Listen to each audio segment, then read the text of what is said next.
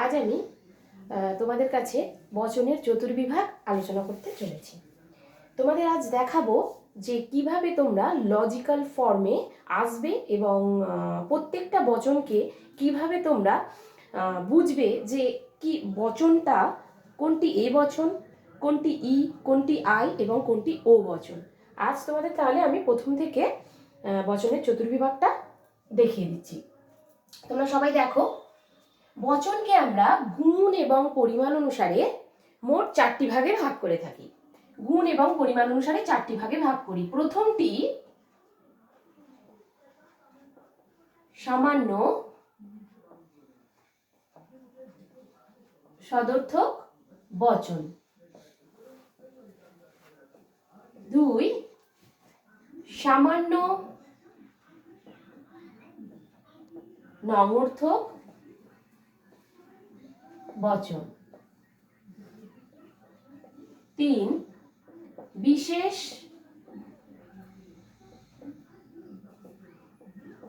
সদর্থক বচন, 4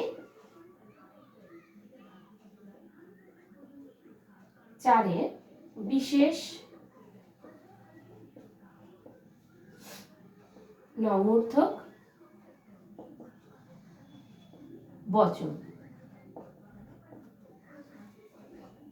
এই 4টি বচন আমরা গুণ ও পরিমাণ অনুসারে ভাগ করে পেয়ে থাকি। এই 4টি বচনকে আমাদের সুবিধার জন্য তর্কবিজ্ঞানে কি করা হয়েছে না কিছু সাংকেতিক রূপ দেওয়া হয়েছে। সেই সাংকেতিক রূপগুলো এই রকম। তর্কবিজ্ঞান সম্মত সাংকেতিক রূপগুলি হলো এ, ই, আই, ও বচন। এবার তোমরা দেখবে যে কিভাবে এই সামান্য সদর্থক, সামান্য নঙর্থক, বিশেষ সদর্থক, বিশেষ নঙর্থক এই বচনগুলি কোনটি এ, কোনটি ই, কোনটি আই এবং কোনটি ও সেগুলো আমি তোমাদের দেখাচ্ছি। দেখো, যেমন এই সামান্য নঙর্থক বচনটি, এই সদর্থক বচনটি এ বচন, সামান্য নঙর্থক বচনটি ই বচন, বিশেষ সদর্থক বচনটি আই বচন, আর বিশেষ নঙর্থক বচনটি হলো ও বচন। এইগুলিকে আমরা সাংকেতিক রূপ বলবো। যুক্তিবিজ্ঞানী তাদের সুবিধার জন্য এই সদর্থক, নঙর্থক এবং বিশেষ বচনগুলিকে সাংকেতিক রূপ দিয়ে এই রকম ছোট করে প্রকাশ করেছে। ঠিক আছে, এবার তোমরা জানবে যে কিভাবে এ, ই, আই, ও বচনের লজিক্যাল আকারটা কেমন হবে, যৌতিক আকার বা লজিক্যাল ফর্মটা কেমন হবে সেটা তোমাদের এবার আমি নিচটায় দেখাচ্ছি, তোমরা একটু ভালো করে লক্ষ্য করো। এ বচন যেহেতু সামান্য সদর্থক, এ বচন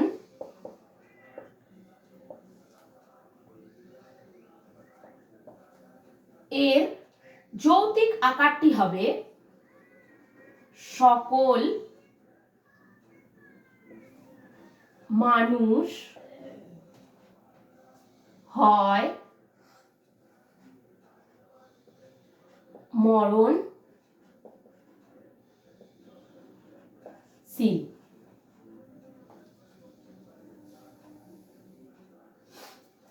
ই এর কেমন হবে? ই বচনের হবে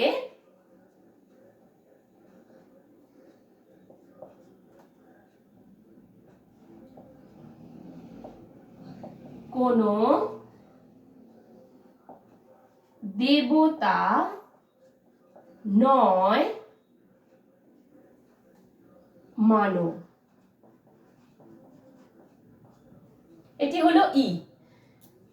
এই দুটি হলো সামান্য বচন।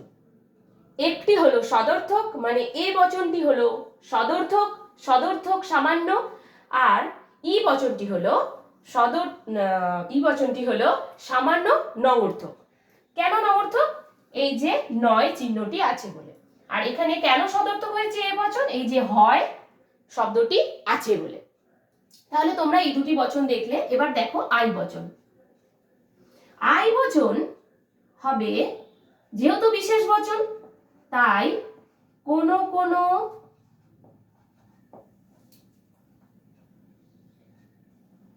মানুষ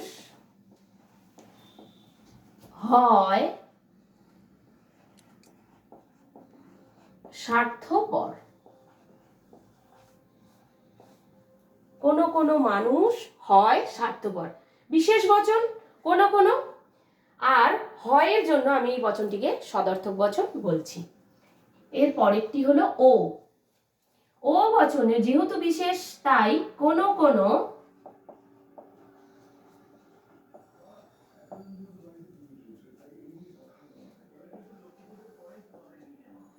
মানুষ নয় সৎ।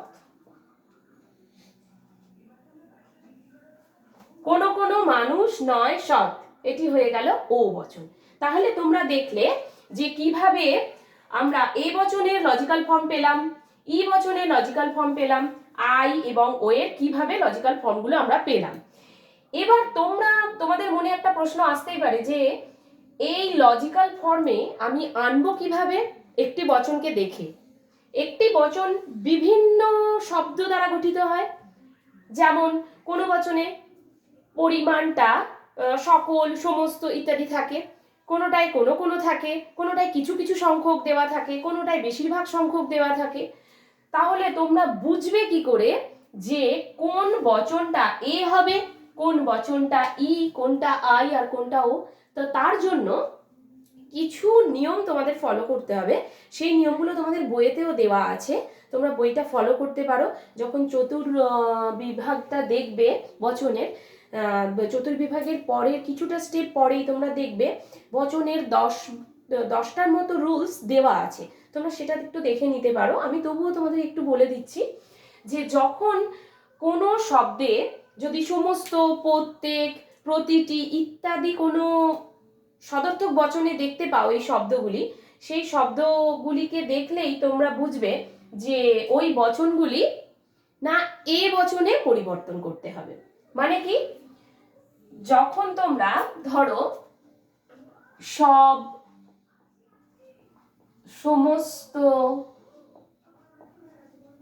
প্রতিটি এই রকম শব্দ কোনো সদর্থক বচনে দেখতে পাবে, তখন সেই বচনটিকে এ বচনে রূপান্তরিত করতে হবে। ঠিক আছে? এবার এই সমস্ত শব্দগুলির সঙ্গে যদি নঅর্থক চিহ্নটি থাকে, অর্থাৎ নয় যদি শব্দটি যুক্ত হয়, তাহলে সেই বচনটিকে কি করতে হবে না, তাহলে কিন্তু সেই বচনটিকে তখন ও বচনে পরিবর্তন করতে হবে। এই হলো তোমাদের, এই সমস্ত রুলসগুলো তোমাদের বইতে দেওয়াই আছে, তোমরা একটু দেখে নেবে। আমি এবার তোমাদের দেখাচ্ছি যে তোমরা কিভাবে একটি শব্দকে, একটি বচনকে দেখে একটি লজিক্যাল ফর্মে আনতে পারবে, যেটা তোমাদের পরীক্ষার প্রথম ধাপেই থাকে, প্রথম 1 নম্বর কোয়েশ্চেনেতেই থাকে যে নিম্নের বচনগুলি যৌতিক আকার দাও বা লজিক্যাল ফর্মে আনো। সেটি কিভাবে করবে আমি দেখিয়ে দিই। যেমন একটি বচন নিচ্ছি, উদাহরণস্বরূপ একটি বচন নিলাম, সেই বচনটি কি বচন হবে তোমরা একটু বলবে।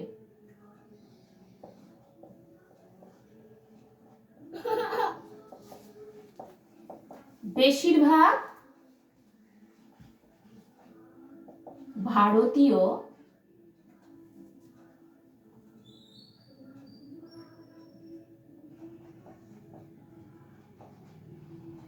বাঙালি। বেশিরভাগ ভারতীয় বাঙালি, এই বচনটা লজিক্যাল ফর্ম দেওয়া নেই। সকল, হয় বা সমস্ত, প্রত্যেক এই ভাবে কিছু দেওয়া নেই। এখানে দেওয়া আছে কি না বেশিরভাগ শব্দটি দেওয়া আছে। এই বেশিরভাগ শব্দটি দেখে আমাদের বুঝতে হবে যে এই বচনটিকে আমি এ, ই, আই, ও কোন বচনটিতে করব। তোমাদের আগেই বলেছি যে তোমাদের বইতে যে রুলসগুলো দেওয়া আছে তোমরা একটু দেখবে, সেখানে দেখবে যে এই রুলসটা দেওয়া আছে যে বেশিরভাগ শব্দটি যদি কোনো সদর্থক বচনে থাকে তাহলে সেই বচনটিকে আমি আই বচনে রূপান্তরিত করব। ঠিক আছে, তাহলে বেশিরভাগ শব্দটি যেহেতু আছে এখানে, তাই আমি এই বচনটিকে আই বচনে রূপান্তরিত করব। কিভাবে করব দেখো, আই বচনের রুলস কেমন ছিল? আই বচনের রুলস ছিল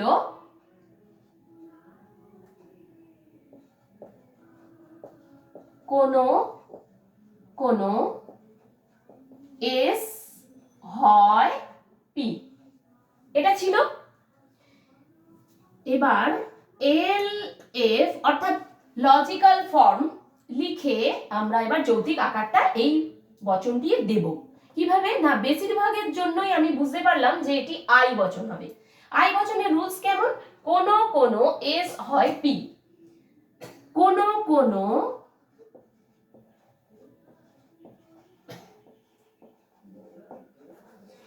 এস, এস অর্থাৎ সাবজেক্ট, সাবজেক্টটা কে আছে এখানে? ভারতীয়।